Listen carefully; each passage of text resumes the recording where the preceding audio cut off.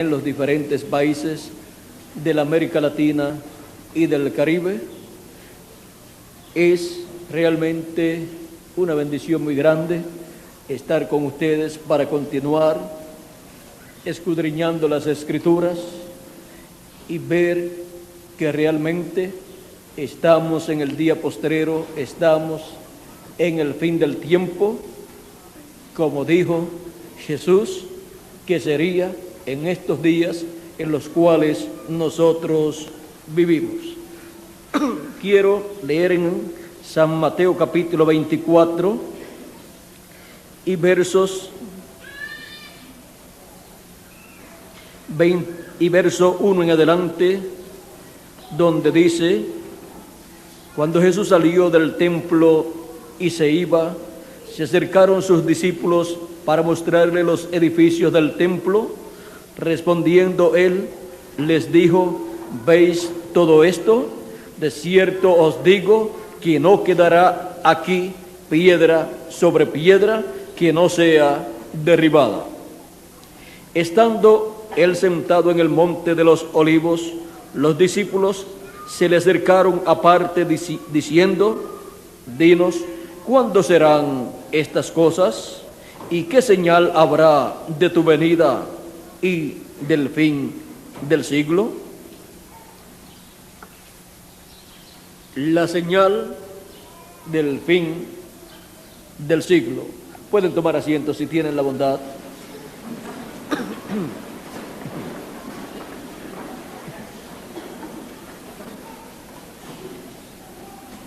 Cuando Jesús habló acerca de la destrucción del templo, los discípulos estaban muy interesados en saber cuándo sería ese evento y estaban también muy interesados en saber acerca de la segunda venida de Cristo y también acerca del fin del siglo. Y Jesús comenzó a explicarle a ellos las cosas que estarían sucediendo. Les habló el Señor Jesucristo acerca de Jerusalén siendo cercada por ejércitos, lo cual sería la señal de la destrucción de Jerusalén, donde no quedaría piedra sobre piedra que no fuera derribada. Y eso se cumplió en el año 70, cuando el general romano Tito rodeó la ciudad y luego la destruyó. Destruyeron el templo y destruyeron muchos edificios allí, conforme a la profecía de Jesús. Por eso encontramos que Jesús, cuando fue hacia Jerusalén, en su entrada triunfal, Jesús se puso muy triste viendo lo que vendría sobre Jerusalén. Allá en el capítulo 19, versos 41 en adelante, ahí en su entrada triunfal, dice: y cuando llegó cerca de la ciudad, al verla, lloró sobre ella, diciendo: oh, si también tú conocieses a lo menos en este tu día lo que es para tu paz. Mas ahora está encubierto de tus ojos, porque vendrán días sobre ti cuando tus enemigos te rodearán con vallado y te sitiarán, y por todas partes te estrecharán, y te derribarán a tierra y a tus hijos dentro de ti, y no dejarán en ti piedra sobre piedra. ¿Y por qué le vendría esto a Jerusalén?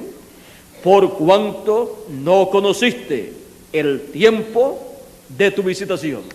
Por cuanto no conoció el tiempo de la visitación de Dios en carne humana en la persona de Jesús de Nazaret, siendo Emmanuel, Dios con nosotros, todo este juicio divino caería sobre Jerusalén. Porque el que rechaza al enviado de Dios, en el cual viene la misericordia de Dios para ser manifestada, al rechazar al enviado, ha rechazado toda bendición que viene en ese profeta enviado de Dios. Y no le queda otra cosa a esa persona o a ese pueblo o a esa ciudad o a esa nación, sino el juicio divino por rechazar a Dios en su manifestación correspondiente para ese tiempo en el profeta mensajero enviado por Dios. Ahora encontramos que la Escritura dice: el que recibe a profeta en nombre de profeta, recompensa de profeta recibe. Miren, todas aquellas personas que recibieron a Jesús de Nazaret recibieron las grandes bendiciones de Dios prometidas para aquel tiempo. Y Jesús les dijo: cuando ustedes vean a Jerusalén cercada de ejércitos, ustedes, si están en Jerusalén, se van de Jerusalén, huyan de Jerusalén. Y si están fuera, no vayan a entrar a Jerusalén, porque serán días terribles para Jerusalén. Y no quedará allí piedra sobre piedra que no sea derribada. Del templo no quedará nada, todo será destruido. Ahora Jesús estaba viendo de antemano todo lo que sucedería a la ciudad de Jerusalén a causa de haber rechazado a su rey. Y si le pregunto a ustedes, ¿qué se merece una ciudad y una nación que rechaza a su rey? ¿Y que dice de su rey que es el príncipe de los demonios? El juicio divino. Pues ha blasfemado contra su rey, en contra de su príncipe, y el juicio divino es lo que le espera a esa ciudad, a esas personas y a esa nación. Ahora,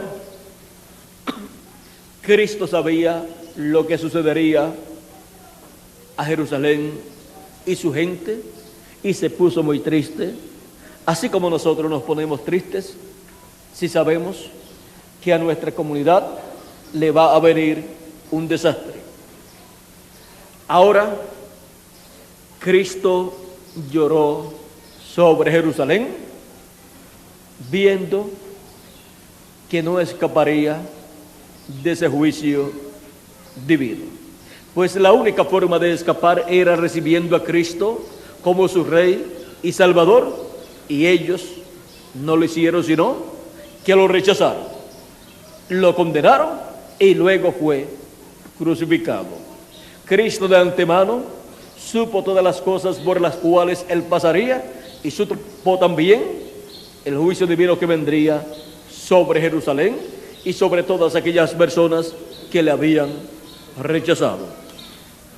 Ahora, vean que cuando Dios envía un profeta para el pueblo, el que lo recibe, recibe la recompensa de profeta, recibe el beneficio de todo lo que trae ese profeta para el pueblo. Si viene ese profeta para el cumplimiento de una promesa correspondiente a ese tiempo, pues recibe el beneficio del cumplimiento de esa promesa aquellos que lo reciben. Cuando Dios envía a un profeta para dar a conocer las cosas que deben suceder para ese tiempo, ¿qué sucede con los que lo reciben? Obtienen el conocimiento de las cosas que deben suceder y pueden escapar de los juicios divinos que van a ser manifestados, porque vean ustedes, Cristo les dijo acerca de esos juicios divinos que vendrían sobre Jerusalén, y les dijo cómo escapar. Les dijo: si ustedes están en la ciudad, salgan de la ciudad, se van lejos, y si ustedes están fuera de la ciudad, no entren a ella, porque esos serán días de retribución, esos serán días de destrucción. serán días de tribulación para Jerusalén. Ahora ya ellos estaban enseñados de las cosas que vendrían muy pronto, y cuando ellos vieran a Jerusalén cercada de ejércitos, había llegado su destrucción. Ahora encontramos que estando Cristo allí presente en la tierra, Cristo era la señal más grande que el pueblo hebreo podía ver. Dios había hablado acerca de la venida del Mesías, el cual sería Dios encarnado, o sea, Dios en forma humana. Dios apareciendo en la tierra en la forma de un hombre, de un profeta, y por medio del profeta Isaías en el capítulo 7 y verso 14, dice Dios por medio del profeta Isaías: por tanto, el Señor mismo os dará señal. Ahora aquí tienen esa gran señal. He aquí que la Virgen concebirá y dará a luz un hijo, y llamará su nombre Emmanuel, que traducido es Dios con nosotros. Aquí la señal de la venida del Mesías, del nacimiento del Mesías, sería el niño que una virgen concebiría y daría a luz, porque en esa virgen Dios crearía su cuerpo que utilizaría para el cumplimiento de la primera venida del Mesías, como Cordero de Dios para quitar el pecado del mundo. Con la aparición de Jesucristo en este planeta Tierra 2000 años atrás, el pueblo hebreo estaba viendo la señal del fin de la dispensación de la ley, estaba viendo también la señal del fin de Jerusalén, estaba viendo también la señal del fin de los sacrificios que el pueblo hebreo realizaba. Estaba viendo la señal del templo que estaba en Jerusalén y de los sacrificios que allí se llevaban a cabo. Porque con la primera venida de Cristo llegó a su final la dispensación de la ley, llegó a su final todas aquellas ordenanzas divinas dadas para la dispensación de la ley, en donde se sacrificaban diferentes animalitos por el pecado del ser humano. Pero todo eso llegaría a su final, y la señal del fin de todas esas cosas estaba allí presente. Era un profeta, Jesús de Nazaret, el cual murió como el Cordero de Dios y quitó el pecado del mundo, y ya no se necesitaban otros sacrificios por el pecado. Él le puso fin a todas las cosas que se realizaban en el Antiguo Testamento por el pecado del ser humano. Y así fue vista la señal del fin del templo, la señal del fin de los sacrificios, la señal del fin de Jerusalén, la señal del fin de todas las cosas de las cuales Dios dijo que tendrían un final en aquel tiempo.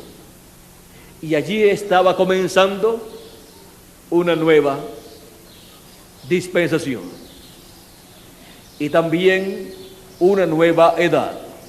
Estaba allí la edad de la piedra angular, que es la edad de la venida del Señor, que es la piedra no cortada de manos, que es la piedra angular, la piedra que los edificadores desecharon. ¿Quiénes eran los edificadores? Los ministros de aquel tiempo: el sumo pontífice, los doctores de la ley, el concilio del Sanedrín, compuesto por 70 grandes sabios religiosos del pueblo hebreo. Todos esos sabios fueron los grandes edificadores religiosos del pueblo hebreo en aquel tiempo, los cuales rechazaron la piedra del ángulo, o sea, la persona más importante del pueblo hebreo y la persona más importante de la religión hebrea, la persona más importante de este planeta Tierra y del universo completo, nuestro amado Señor Jesucristo, porque Él es nada menos que el Verbo hecho carne, el mismo Dios Todopoderoso, pues en el principio era el Verbo, y el Verbo era con Dios, y el Verbo era Dios, y el Verbo se hizo carne y habitó entre nosotros. ¿Quién se hizo carne? El Verbo, que es Dios. O sea, que el Dios Todopoderoso, con su cuerpo teofánico, con y desde el cual creó todas las cosas, ahora viene en forma humana, con un cuerpo humano, en ese cuerpecito que nació de la Virgen María. Pero muchos no comprendieron que era Emmanuel, que traducido es Dios con nosotros, o sea, Dios vestido de carne humana.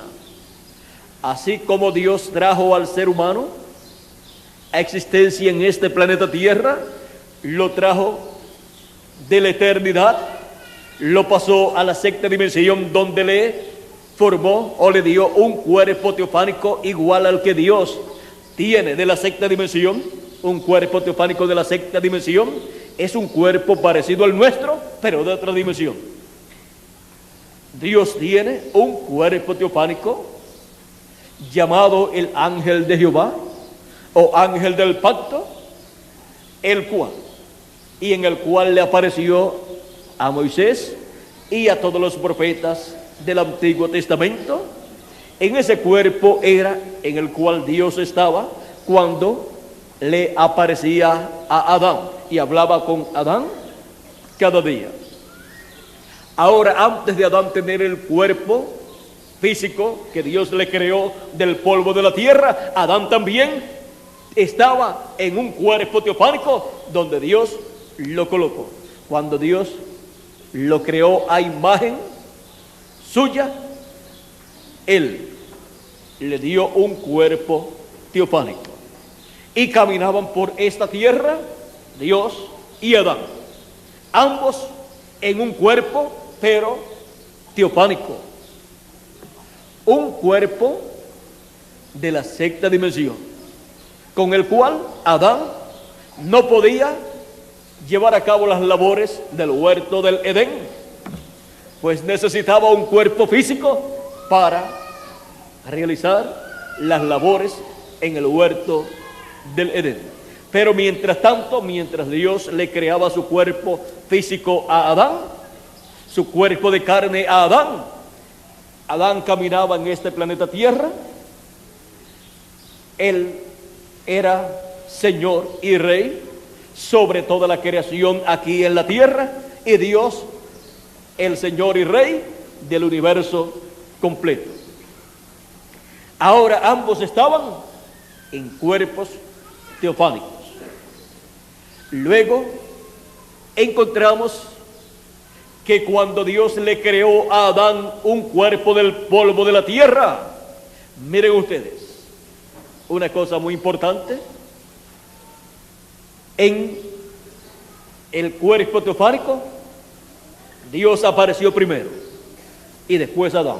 Pero ahora en el cuerpo físico, Adán aparece primero y luego, miles de años después, aparece Dios en su cuerpo físico de carne, conocido por el nombre de Jesús de Nazaret. Por eso es que Jesús es el segundo Adán. Ahora, la raza que había caído en y por medio del primer Adán, allá en el huerto del Edén, ahora necesita que venga el Dios creador de los cielos y de la tierra, que le había creado a Adán su cuerpo teofánico y también su cuerpo físico. ¿Para qué?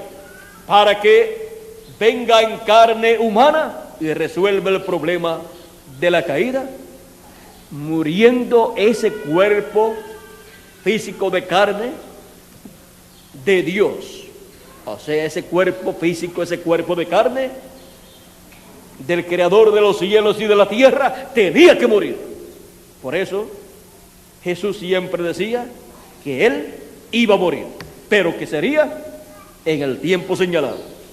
O sea, Él no podía morir antes. Él decía: nadie me quita la vida,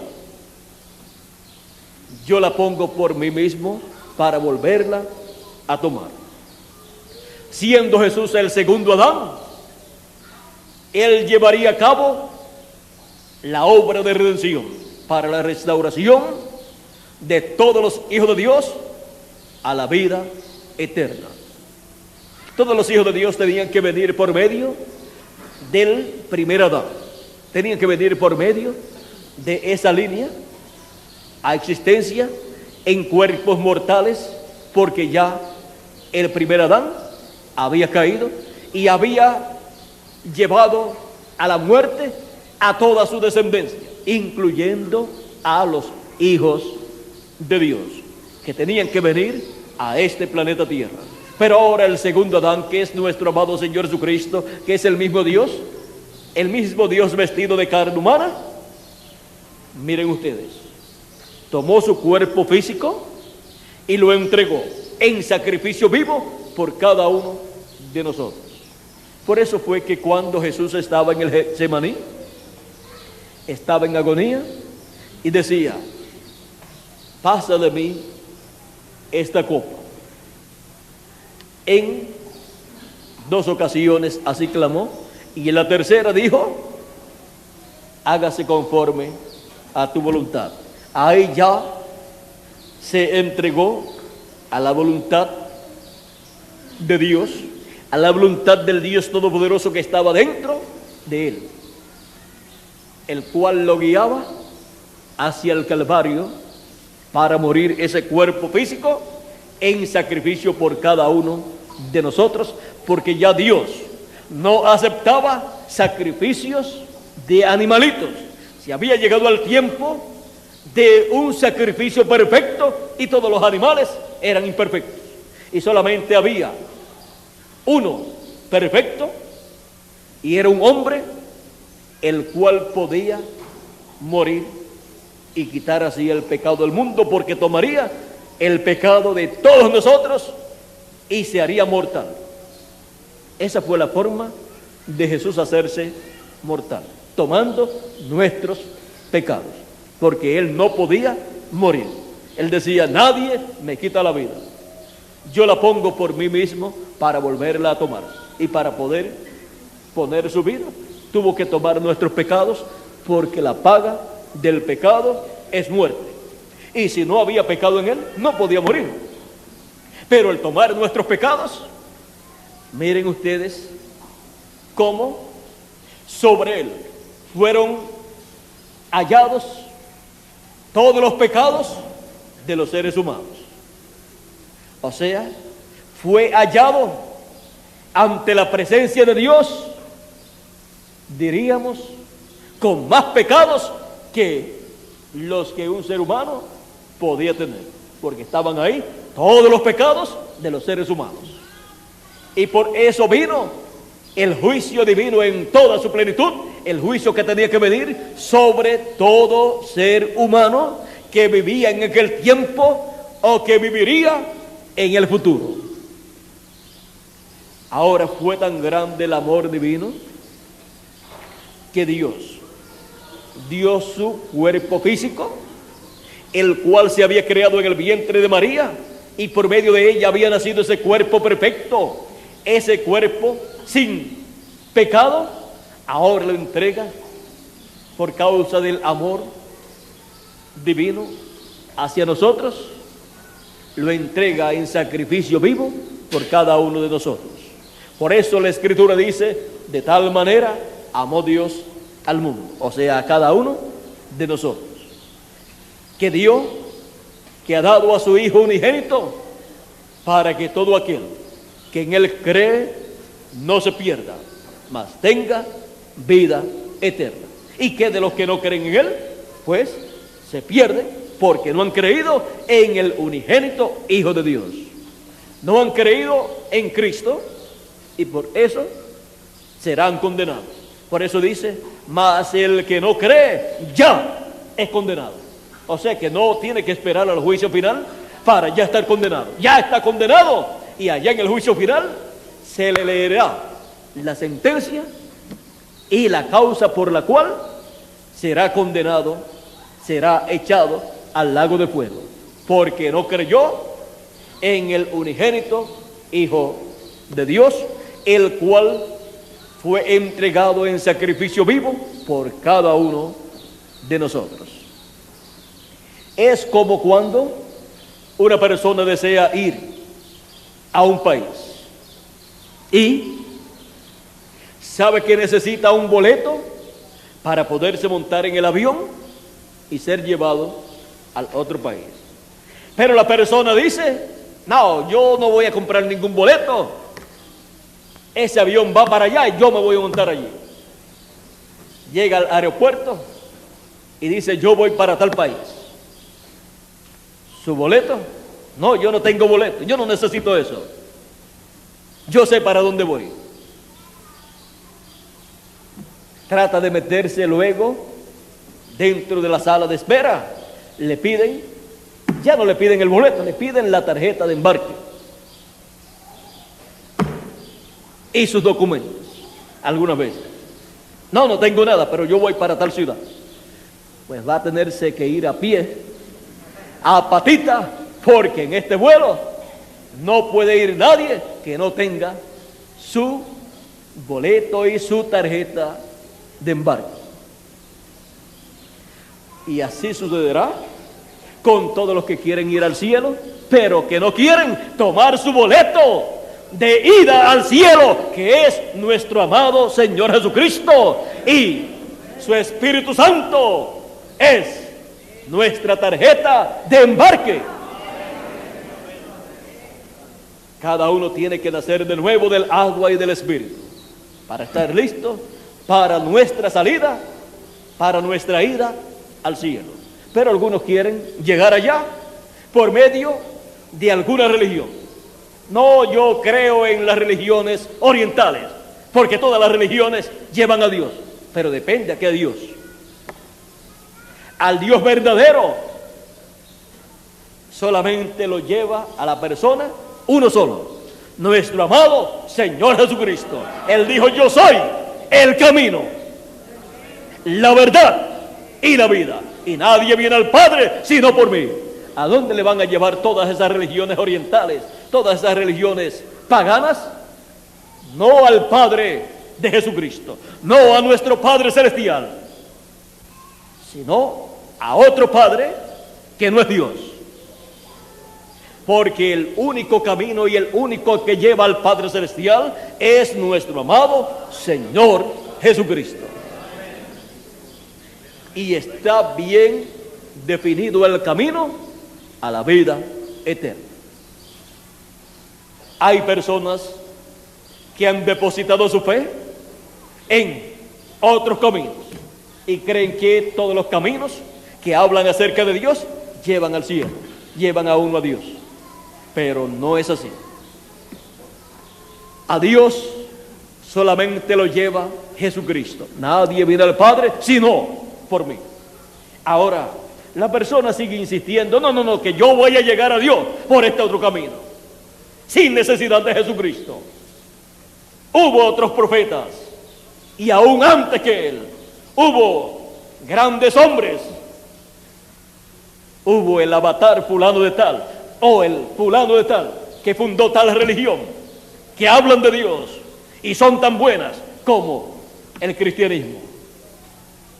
Pero solamente uno dijo, yo soy el camino, la verdad y la vida, y nadie viene al Padre sino por mí.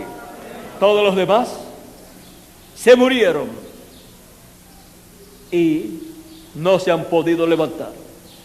Pero Jesucristo murió, lo mataron, sí, murió por nuestros pecados para poder llevarnos a Dios, a la casa de nuestro Padre Celestial. Y su tumba quedó vacía. Él dijo, yo soy la resurrección. Y ahí mostró que Él es la resurrección y la vida.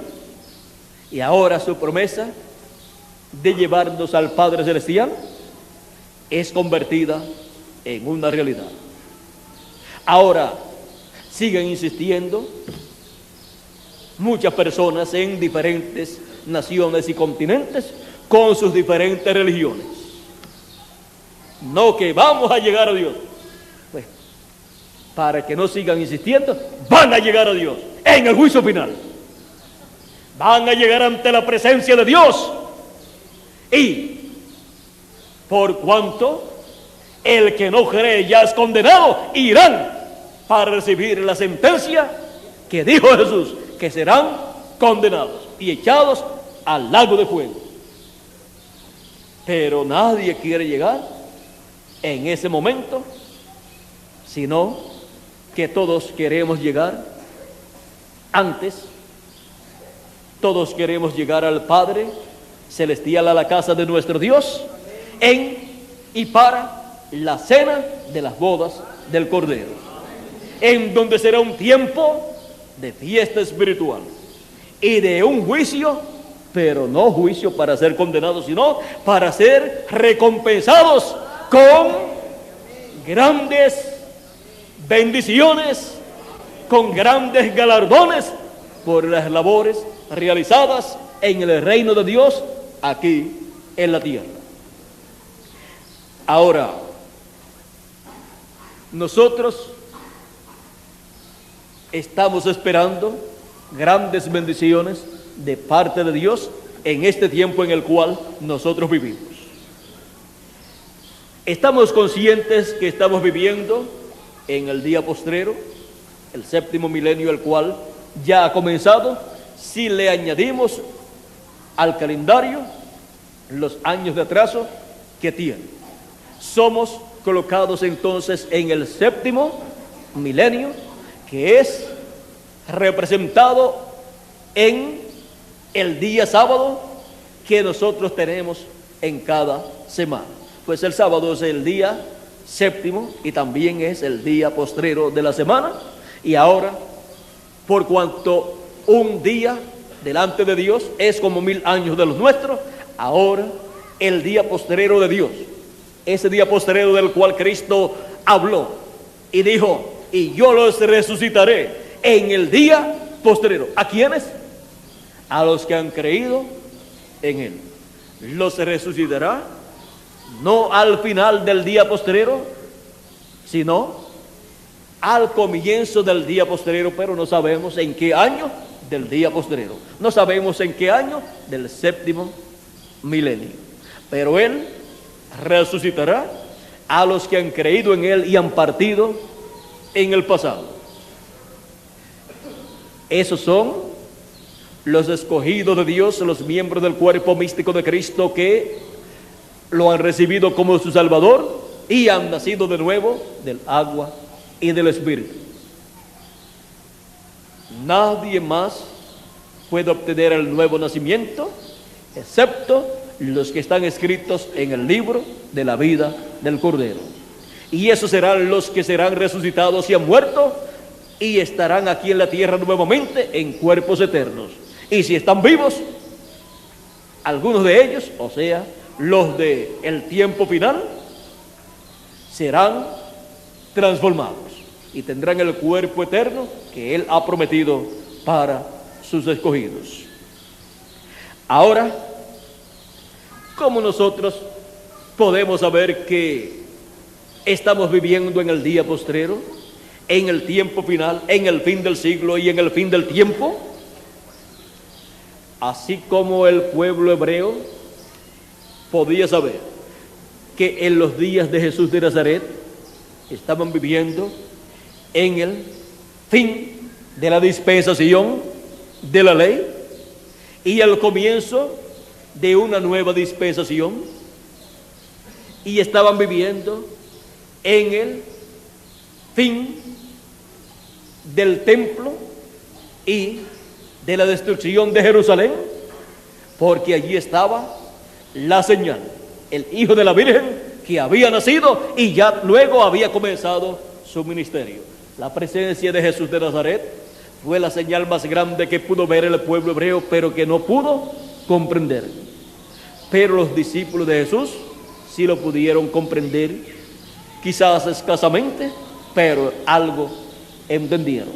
No todo, pero a medida que se iban cumpliendo las cosas, iban recordando que Jesús les había hablado de esas cosas.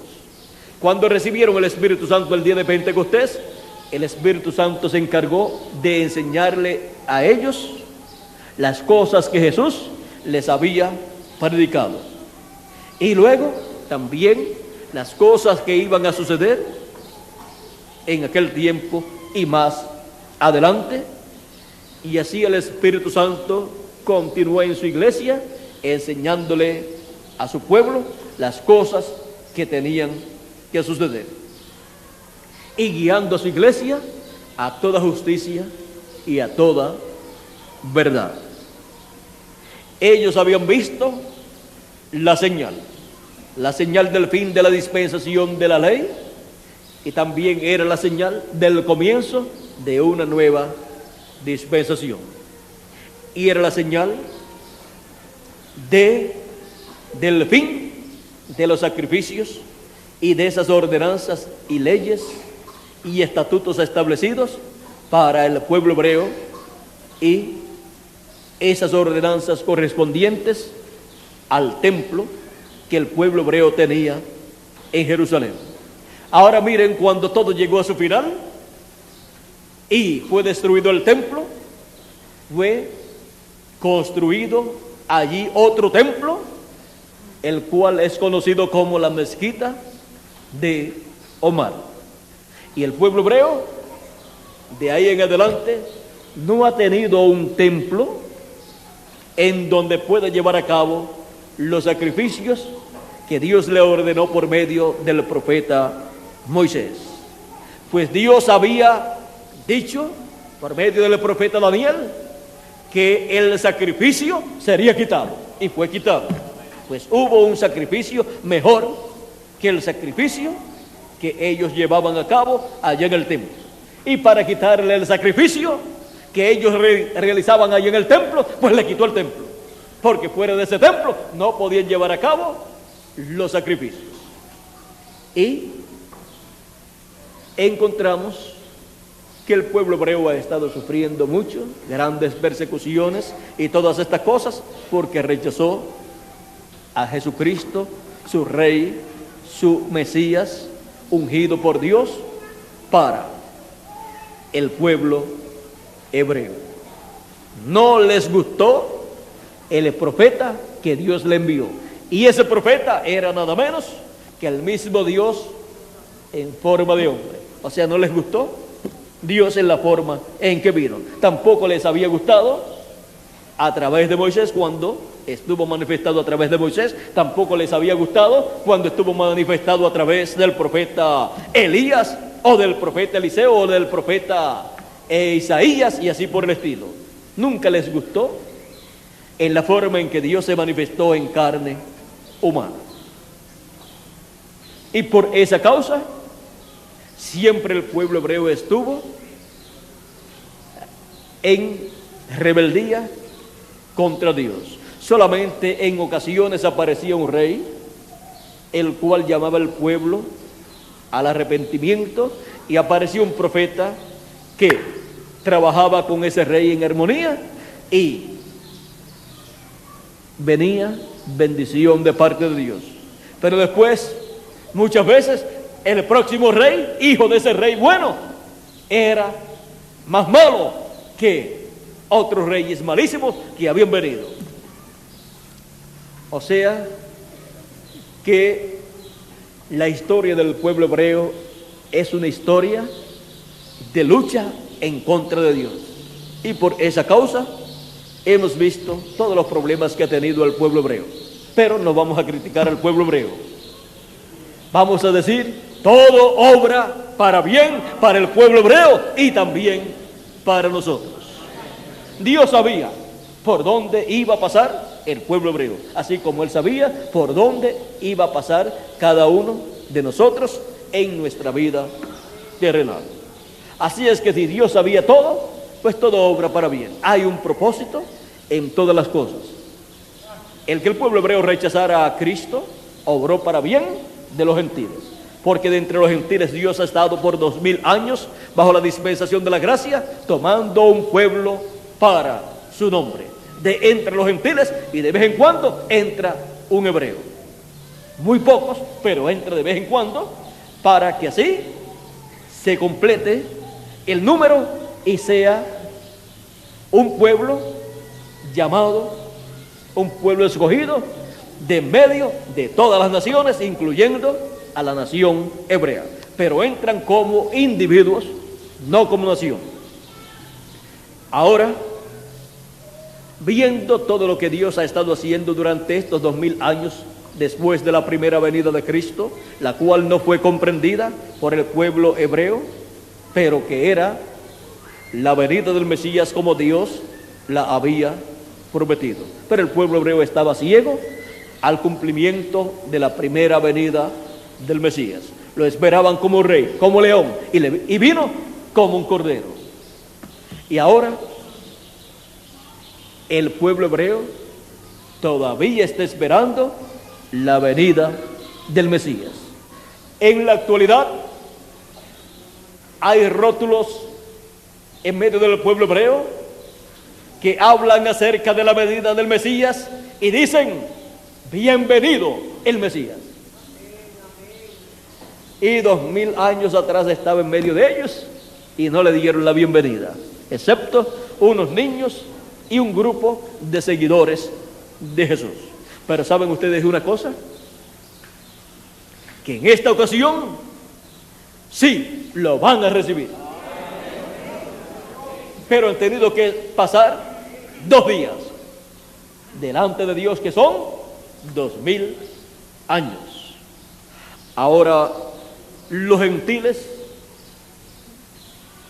han tenido 2000 años de predicación del Evangelio, de la gracia del Evangelio, de la primera venida de Cristo como Cordero de Dios.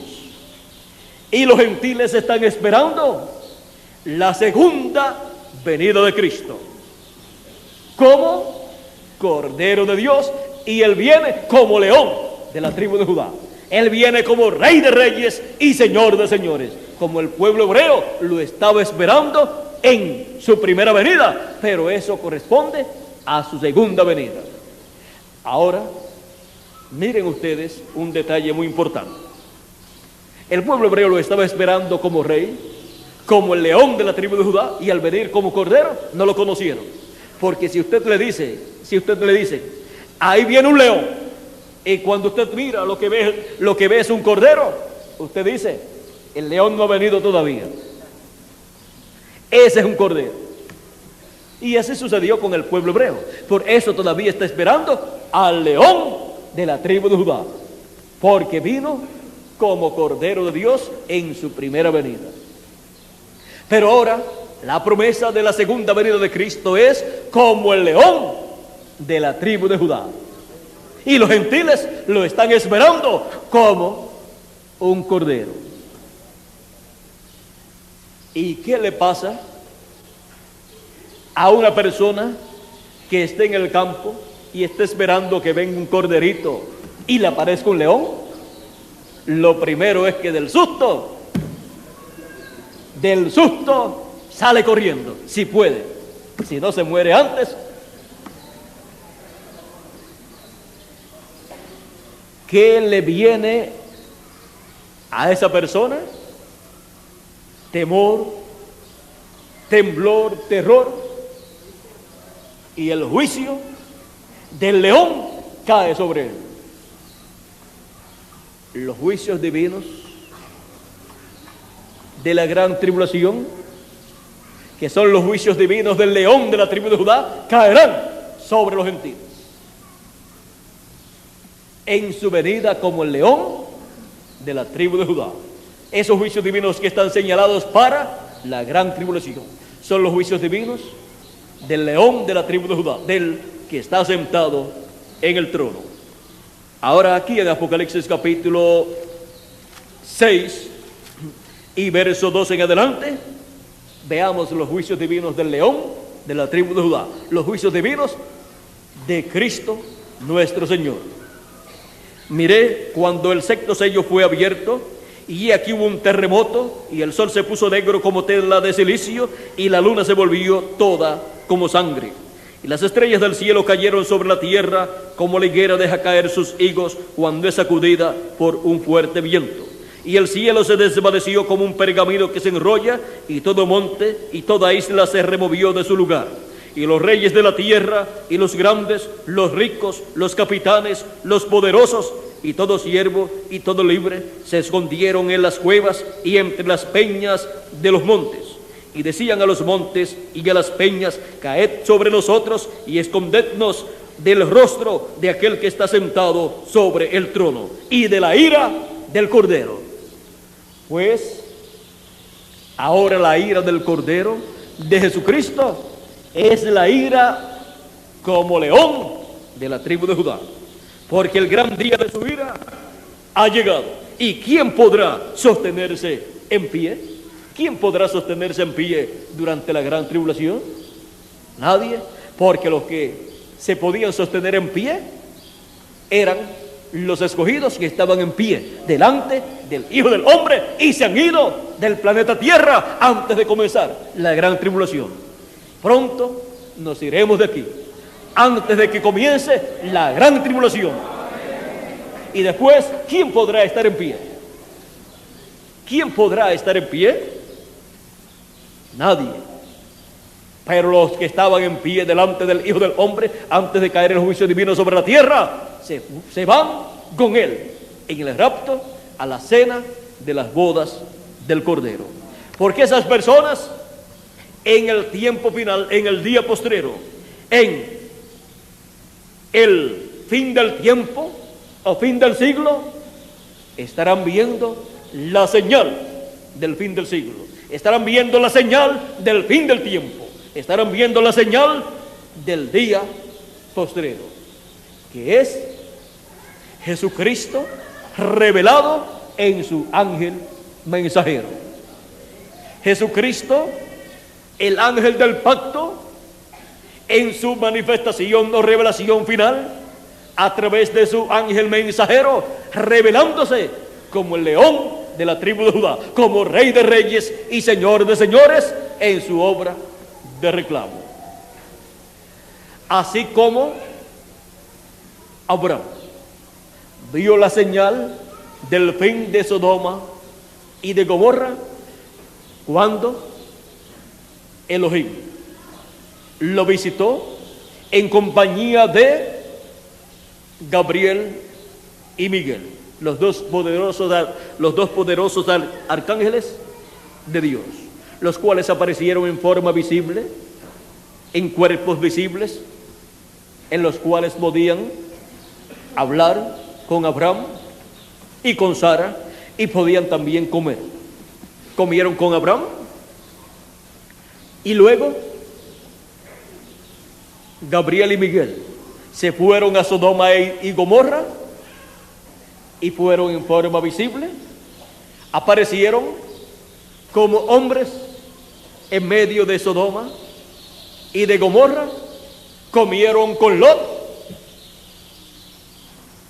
Pero Dios, mientras Gabriel y Miguel bajaron a Sodoma y Gomorra, Elohim se quedó con Abraham. Abraham continuó caminando con Elohim, y Elohim, Dios, dijo: encubriré yo a Abraham lo que voy a hacer, siendo que Abraham será padre de naciones, y le enseñará a su descendencia, a sus hijos después de él, le enseñará él guardar mi palabra, mis mandamientos, le enseñará mi camino, para que me teman y venga sobre su descendencia, sobre su simiente, todas estas bendiciones que yo he dicho. Encubriré yo a Abraham lo que yo voy a hacer.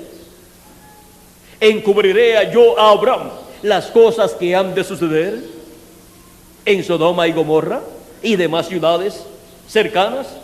encubriré yo a Abraham este juicio divino que voy a enviar sobre estas ciudades? Y no lo encubrió, sino que lo reveló a Abraham. Le dijo: el clamor de Sodoma y de Gomorra ha llegado delante de mí, ha llegado a mi presencia, y he descendido para ver si es así o no, o sea, para ver si es de acuerdo a lo que ha llegado allá a mi presencia. Y si no, yo mismo lo entenderé. Abraham sabía que el juicio divino vendría sobre Sodoma y Gomorra si no hallaba allí una cantidad de justos que Dios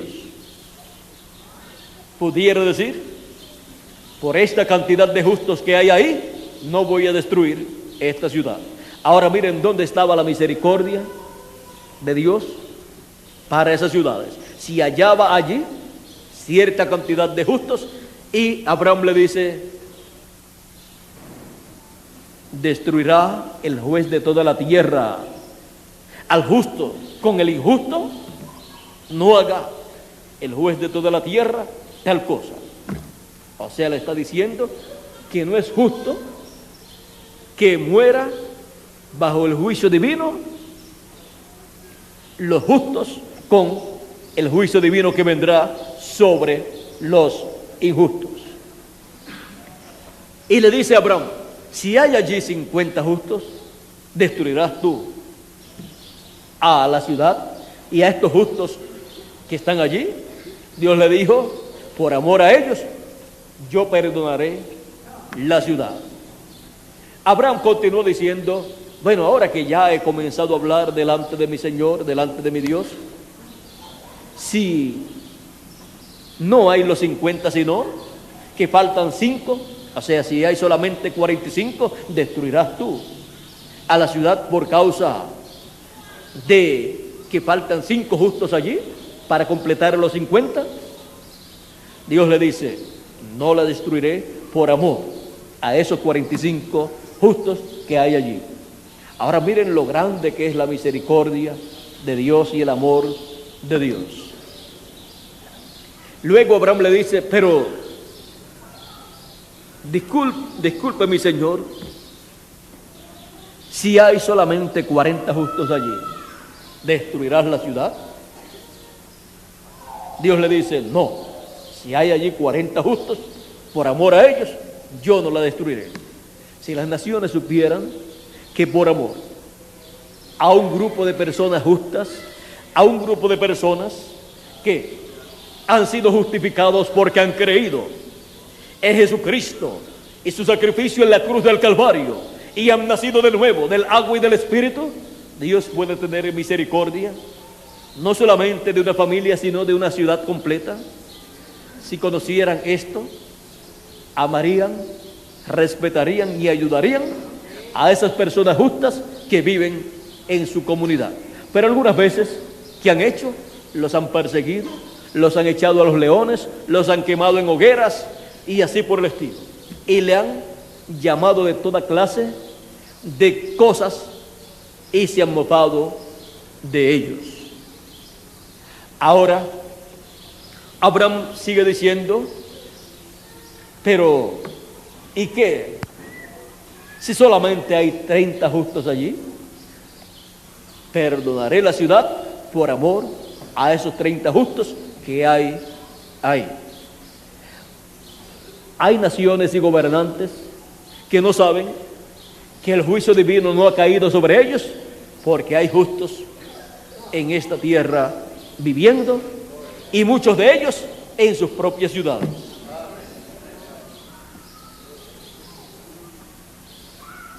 Si hay solamente 20 justos, ¿qué pasará? ¿La destruirás? Dios le dice: por amor a ellos, no la destruiré, la perdonaré. Y Abraham, viendo que la misericordia de Dios es tan grande, le dice: pero ¿y si solamente encuentras 10 allí? ¿Destruirás la ciudad? Miren cómo Abraham hace como también nosotros hacemos, que buscamos en las Escrituras y queremos escudriñar. Las Escrituras, la palabra de Dios. Queremos escudriñar ¿qué? La mente divina, la forma de Dios pensar. Queremos conocer las Escrituras. Y dentro de nuestras almas le preguntamos a Dios: Señor, ¿qué significa esto? Señor, ¿y esto otro por aquí? Señor, ¿y esto otro por acá? Pues ahora Abraham está cara a cara con Dios, hablando, y le pregunta: ¿y si hay solamente 10? Dios le dice: la perdonaré por amor a esos 10. Ya Abraham sabía que si Lot y su esposa se habían multiplicado, la ciudad estaba a salvo. Pero Lot solamente tenía 2 hijas y todavía no se habían casado. Y en esa ocasión sí que se necesitaba que Lot y su familia con sus hijas se multiplicaran, se casaran sus hijas, pero no en esos días, sino años antes, para que el número fuera a lo menos de 10. Pero no encontró 10 personas justas allí. Y los novios de las hijas de Lot tampoco creían en el Dios de Abraham, que era el Dios al cual también Lot servía y creía. Así es que estaban enamoradas de incrédulos. No podían alcanzar la misericordia para la ciudad. Por eso es que la Escritura nos enseña que no hagamos yugos con los infieles, o sea, con los incrédulos. El que lo haga, allá él. Pero ya la Escritura nos dice que no lo hagamos. Ahora, Lot, viviendo en Sodoma y Gomorra, estaba en lo mejor de la tierra. Pero lo mejor de la tierra nunca es el lugar de la bendición de Dios. La bendición de Dios, miren dónde estaba, allá en la montaña donde estaba Abraham.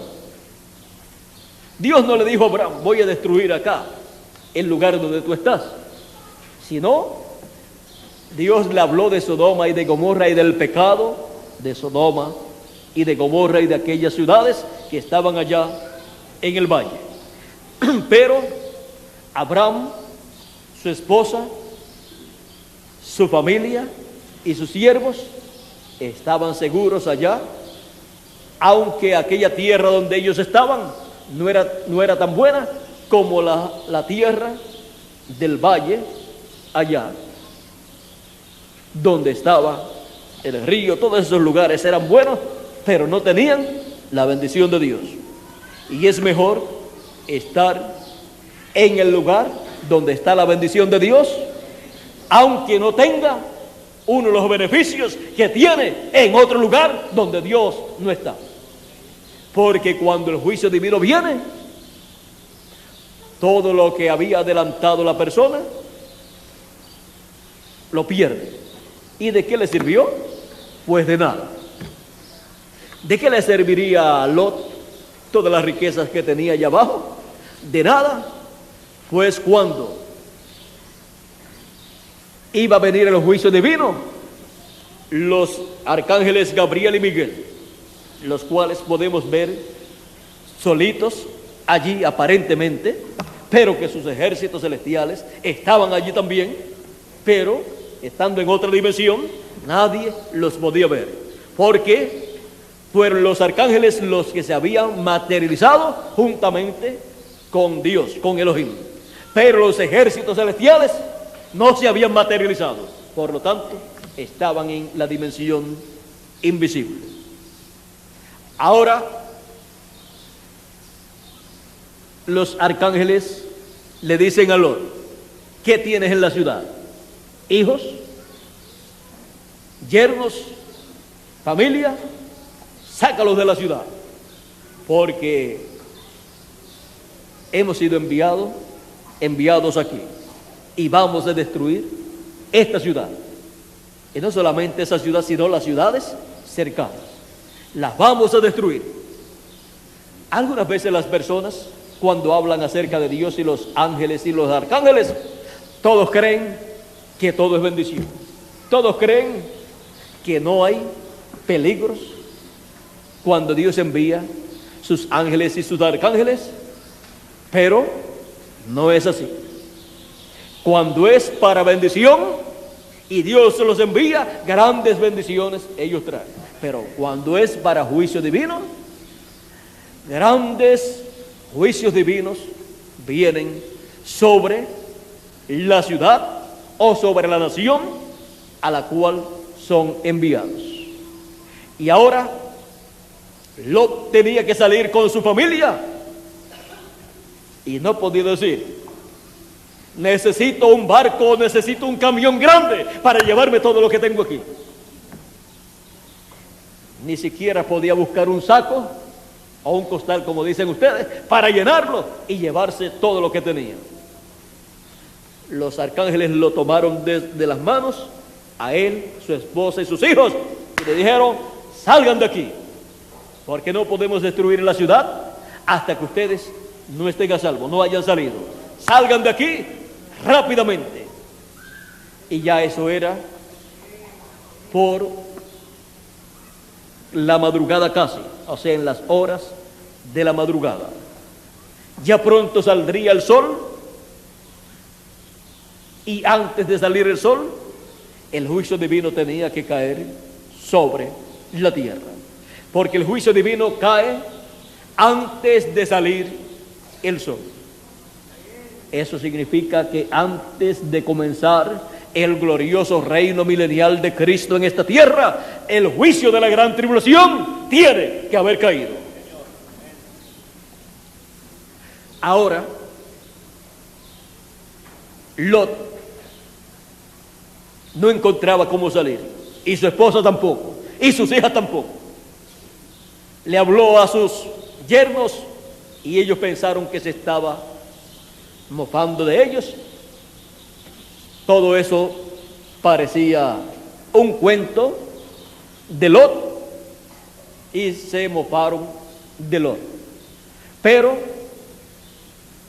cuando salieron de Sodoma Lot y su familia e iban huyendo, comenzó el juicio divino. No cuando ya habían llegado. Miren ustedes esto, porque es un dato muy importante. Mientras Lot y su familia, al salir de Sodoma, iban huyendo para otra ciudad, porque Lot dijo: yo no podré llegar a ese lugar, a ese monte donde ustedes me están diciendo que huya. Dejen que escapemos a esa ciudad pequeñita que está allá. Y esa ciudad, miren, iba a ser destruida, pero por cuanto Lot pidió llegar allí, fue permitido a Lot ir a ese lugar, y por esa causa esa ciudad se salvó. Dios permitió que Lot fuera a esa ciudad. Ahora van huyendo rumbo a esa ciudad, a ese lugar, y comienza el juicio divino a caer sobre Sodoma y Gomorra. Comienza el fuego y azufre a caer del cielo. Comienzan los carros de fuego a destruir a Sodoma y a Gomorra, dirigidos por los arcángeles Gabriel y Miguel. Dice que de Dios cayó sobre la tierra fuego y azufre. Y esas ciudades son tipo y figura del reino de los gentiles en los días postreros. Y ese juicio divino que cayó allí es tipo y figura del juicio divino que caerá durante la gran tribulación. Lot iba huyendo todavía con su familia cuando comenzó el juicio divino. Pero ya había salido de allí, de Sodoma y de Gomorra. Pero iba huyendo hacia una ciudad segura. ¿No estará mostrando esto que cuando las vírgenes fatuas estén huyendo principalmente de los lugares que serán destruidos, el juicio divino comenzará a caer sobre la tierra? Así como hubo ciudades, o hubo una ciudad de refugio para Lot, y también tenía asignado un monte donde podía ir, así también Dios tiene lugares y naciones de refugio para el tiempo de la gran tribulación. Y miren ustedes, cuando Lot llegó a la ciudad, estaba amaneciendo y le puso por nombre Luz, porque estaba saliendo el sol. Donde estaba saliendo el sol era el lugar para escapar, el cual le fue concedido a Lot. Ahora el sol de justicia nace en el día postrero, el sol de justicia para un nuevo día dispensacional.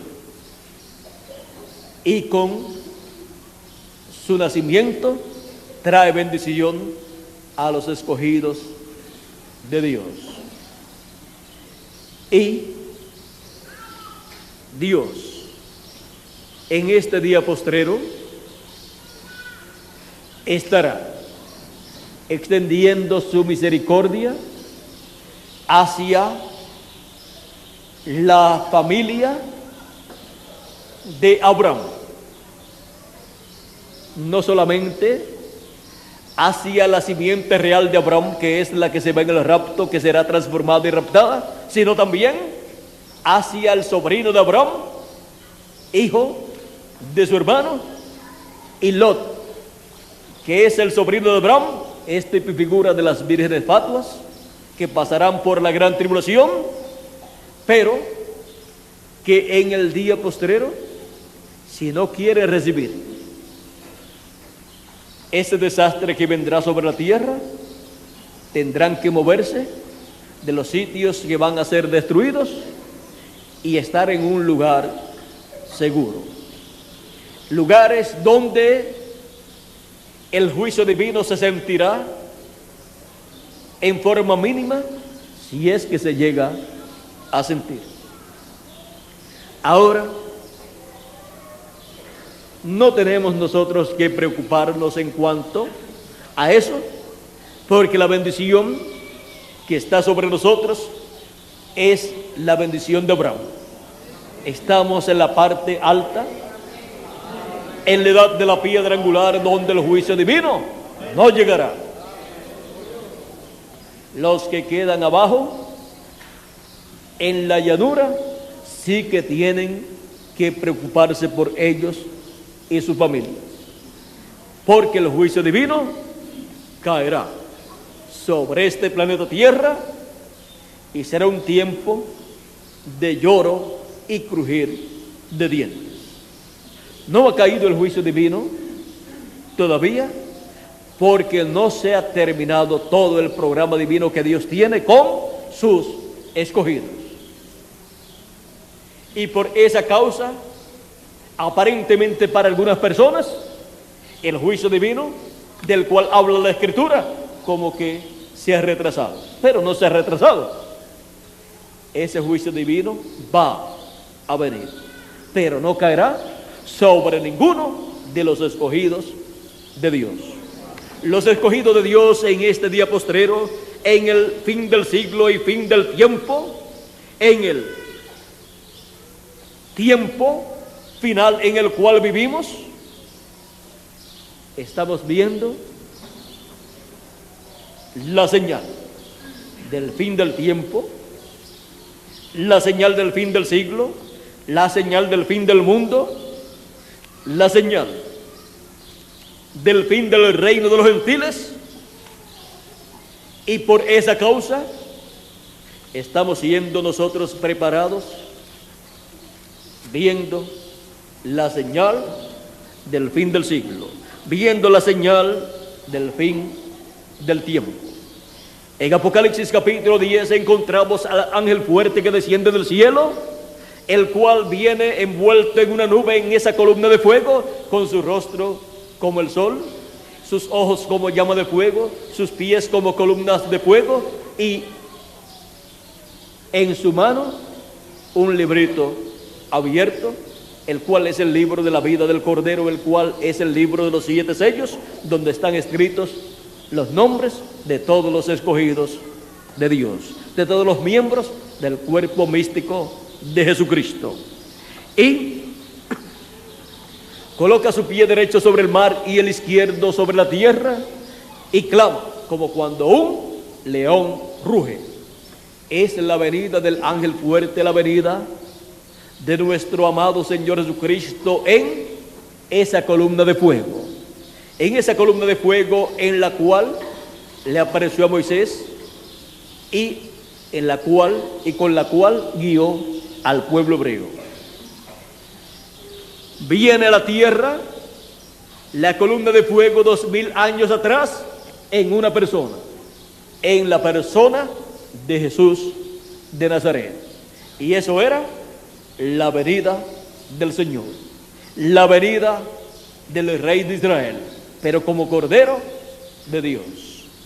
Y la venida de la columna de fuego en el día postrero es la señal del fin del siglo, del fin del tiempo y del fin del mundo. Es la señal del fin de los reinos de los gentiles.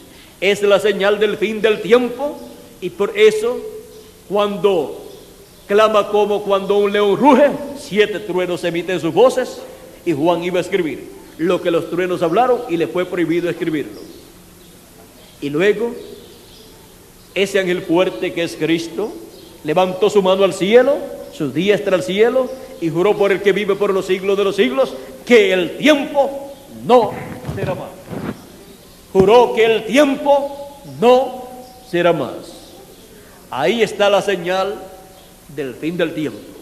La venida del ángel fuerte, la venida de Cristo, la venida de la columna de fuego en el día postrero, el cual se estará manifestando, se estará velando y revelando en carne humana por medio de su ángel mensajero, dando a conocer que el tiempo no es más, dando a conocer que el tiempo de los gentiles ha llegado a su final, dando a conocer que el tiempo de la dispensación de la gracia ha llegado a su final, y que una nueva dispensación ha comenzado, y que un nuevo día dispensacional ha comenzado, y que el 6º milenio ha terminado y ha comenzado el 7º milenio, ha comenzado el día postrero.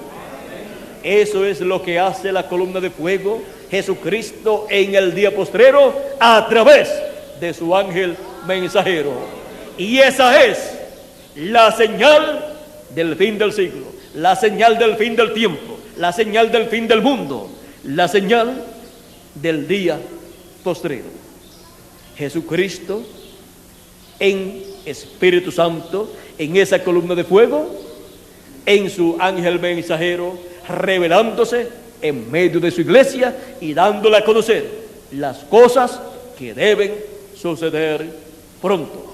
Miren, cuando Elohim le apareció con Gabriel y Miguel a Abraham, estuvo comiendo con Abraham y Sara estaba presente, y estuvo revelándole el secreto del corazón de Sara y dándole a conocer de la venida del hijo que tendría Abraham a través de Sara. Pero luego, cuando terminaron la cena, cuando terminaron de comer y se fueron Gabriel y Miguel a Sodoma, y Gomorra. Luego Dios continúa caminando con Abraham, pues iban los cuatro caminando, Abraham, Elohim, Gabriel y Miguel, pero en esa caminata, Gabriel y Miguel se fueron hacia Sodoma y Gomorra y quedó Dios con Abraham, hablándole y revelándole las cosas que iban a suceder. Y eso es lo que hace Cristo, el ángel del pacto, Elohim, en el día postrero, en el fin del siglo y el fin del tiempo. Se queda con la simiente real de Abraham, dándole a conocer las cosas que deben suceder pronto. Por medio de su ángel mensajero, le da a conocer a la simiente de Abraham las cosas que han de suceder. Los juicios divinos que vendrán sobre el planeta Tierra, los juicios divinos de la gran tribulación, y le da a conocer todas las cosas que han de venir, porque no encubrirá Dios a la simiente de Abraham las cosas que han de suceder, siendo que la simiente de Abraham, según la fe, y luego la simiente de Abraham según la carne, serán los que estarán en el glorioso reino milenial. La simiente de Abraham según la fe serán los reyes y sacerdotes de este planeta Tierra, que le enseñarán a los habitantes de este planeta Tierra a servir a Dios. Le enseñarán el camino de Dios, y Dios no encubrirá a ellos las cosas que ha de hacer en el tiempo final, en el día postrero. Por eso es que Él nos da a conocer estas cosas a nosotros en este tiempo en el cual nosotros vivimos, y nos da a conocer que antes de derramar el juicio divino sobre la tierra, nos llevará de esta tierra, nos llevará en cuerpos eternos a la cena de las bodas del Cordero. La señal del fin del siglo, la señal del fin del tiempo, la señal del fin del mundo, la señal del día postrero. Jesucristo, el ángel fuerte, la columna de fuego, en el día postrero, revelado en su ángel mensajero. Esa es la señal final de Dios, la señal del fin del tiempo. Esa es la señal que el pueblo hebreo también verá y creerá. Estamos viviendo nosotros en el tiempo de la señal del fin del siglo. Ahora miren cuál fue la señal allá 2000 años atrás. La Virgen concebiría y daría a luz un hijo. Ese hijo fue Jesús, el cual fue el profeta dispensacional enviado por Dios, en donde estaba la columna de fuego, el ángel del pacto en carne humana, en el cumplimiento de la primera venida del Mesías como el Cordero de Dios, para quitar el pecado del mundo. Esa fue la señal allá. Y ahora la señal acá, la señal del fin del siglo, del fin del tiempo, del fin del mundo y del día postrero, es la venida de la columna de fuego en su ángel mensajero, dándonos a conocer las cosas que deben suceder pronto. Esa es la señal para nosotros, es la señal para el pueblo hebreo, y es la señal para todo ser humano en este tiempo final. ¿Cuántos la verán y cuántos la ignorarán? Pues siempre hay un grupo que ignorará la señal del tiempo en que vive, pero hay siempre un grupo que la ve. Siempre ha sido así. Nunca ha sido de otra forma. Ahora lo importante es que nosotros somos del grupo que vería la señal del fin del siglo, la señal del fin del mundo, la señal del fin del tiempo, la señal del día postrero. Eso es lo importante. Y aquí estamos en el día postrero, en el fin del tiempo, fin del siglo y fin del mundo, dando testimonio que estamos viendo la señal del fin del siglo y del fin del tiempo en este día postrero.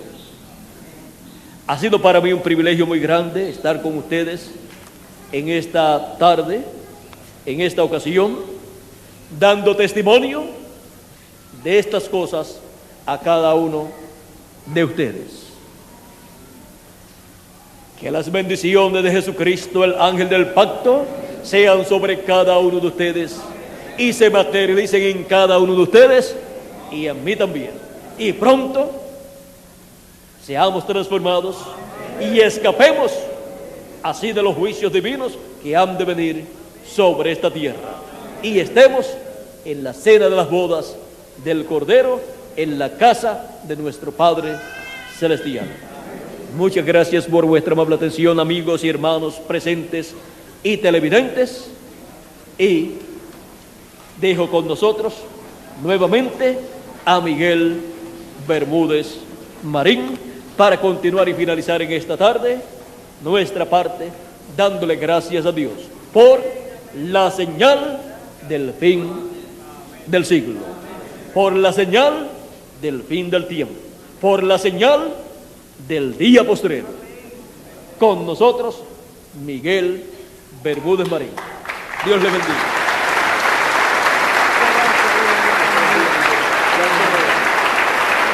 Una hora y media. Gracias a Dios por este mensaje tan hermoso que Dios nos ha traído, en el cual pues muchas cosas fueron dadas, fueron reveladas en este mensaje, muchas de ellas que son la revelación que ya hemos estado conociendo desde hace tiempo a través del mensajero, y muchas otras son la misma revelación vista desde otro ángulo, y otras son cosas que son nuevas para nosotros en esta tarde, en esta ocasión. Agradecemos a Dios por todo esto que nos ha dado y pedimos a Dios que siga bendiciendo a nuestro amado hermano y amigo William Soto Santiago.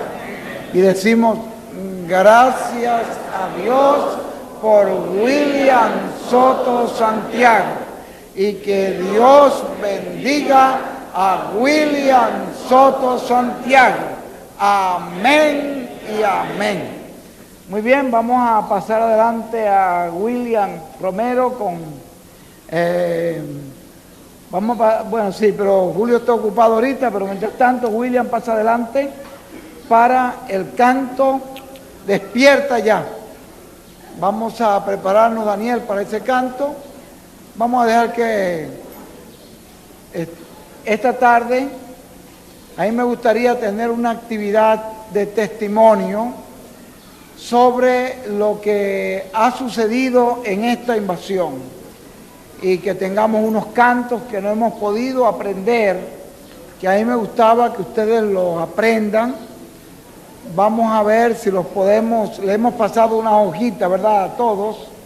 Si a algunos les faltan, pues las vamos a tener esta tarde, pero vamos a tomar un receso, y ya para las 6:15, vamos a tener la actividad acá afuera. Vamos a tener ahí en el patio.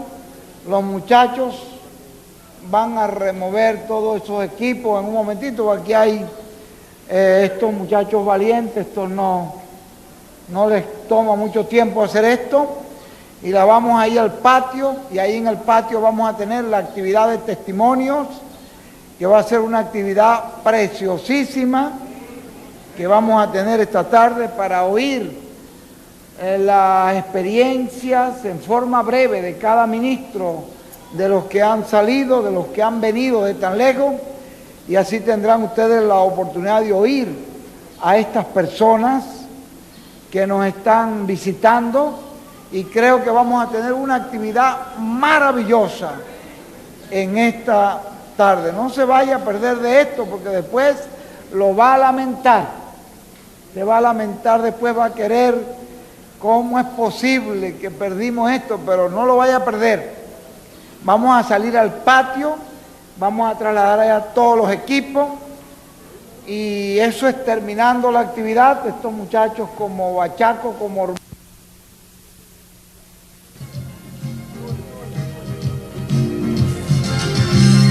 firmes y adelante,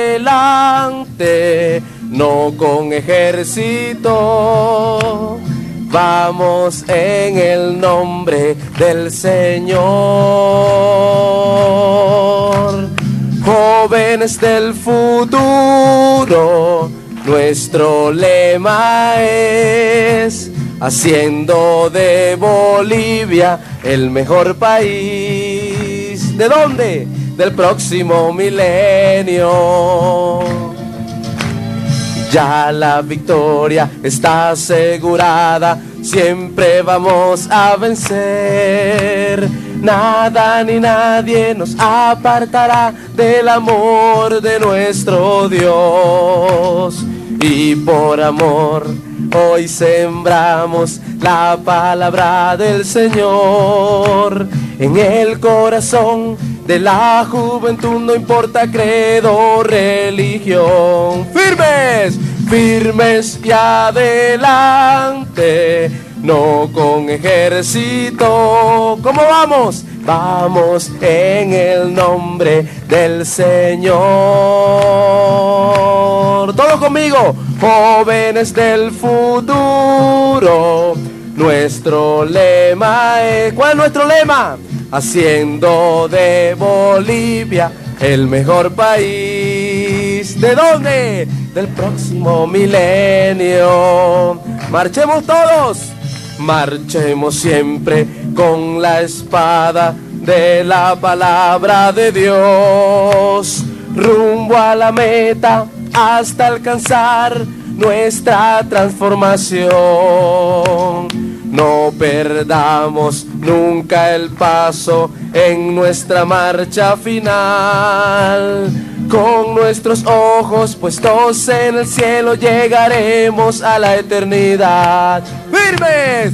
Firmes y adelante, no con ejército. ¿Cómo vamos? Vamos en el nombre del Señor. Jóvenes del futuro, nuestro lema es todos al lema, haciendo de Bolivia el mejor país. ¿De dónde? Del próximo milenio. Vamos a ver, esos bolivianos, nuestro lema es haciendo de Bolivia el mejor país del próximo milenio. Amén y amén. Firmes, firmes y adelante, no con ejército. Vamos en el nombre del Señor. Todos, jóvenes del futuro, nuestro lema es haciendo de Bolivia el mejor país. ¿De dónde? Del próximo milenio. Una vez más, del próximo milenio. Del próximo milenio. Gracias.